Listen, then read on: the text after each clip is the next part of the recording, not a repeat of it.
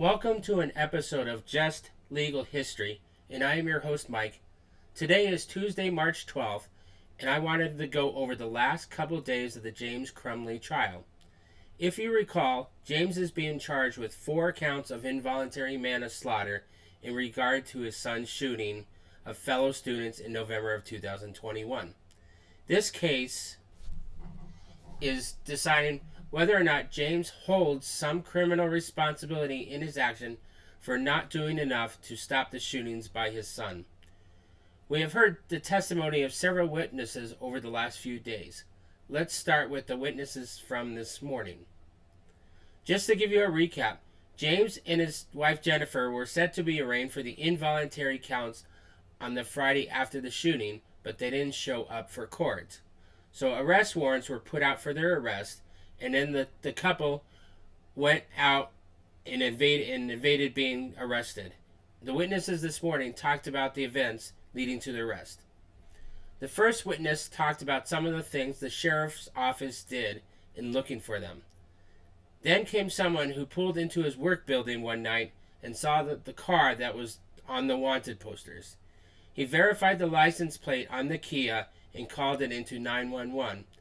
The cop showed up, talked with that witness for a few minutes, and then the SWAT team was called in next. The next witness was one of the SWAT officers who went room to room looking for Jennifer and James. We saw body cam footage of the arrest of Jennifer and James. The arrest went down smoothly.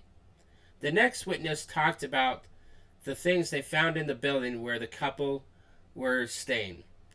The last witness for the day was in charge of the investigation.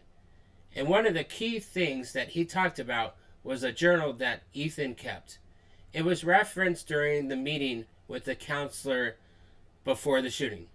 The argument was about whether or not the journal and whether or not the dad should have read it, and if he did, should he have been concerned. There were 2 key witnesses who testified yesterday. They were the dean of students of the school, who was responsible for discipline of the students. The other was the counselor who had the meeting with the parents on the day of the shooting. One thing that the counselor pointed out that was bad for James is that students who normally have suicide ideation don't normally return to class that day. One thing that was in favor of the defense was that the dean said that he didn't see anything in Ethan's behavior that made him think he would do what he did that day. Testimony continues tomorrow, and the trial may wrap up tomorrow too. I am not sure what will happen with this case. It didn't take long for the jury to reach a verdict in Jennifer's case. However, there are some slight differences. Jennifer was seen as being distracted, where I don't think that they have shown the same thing with regard to James. James, I think, has shown to be a little more of a likable guy, but everyone's opinion is different. One thing that I think is worse for James is that he was the one who bought Ethan the gun a few days before the shooting. So the jury could go either way. I look forward to the last parts of the trial and finding out what the jury decides. Have a good couple of days, and I will put something out when they reach a verdict.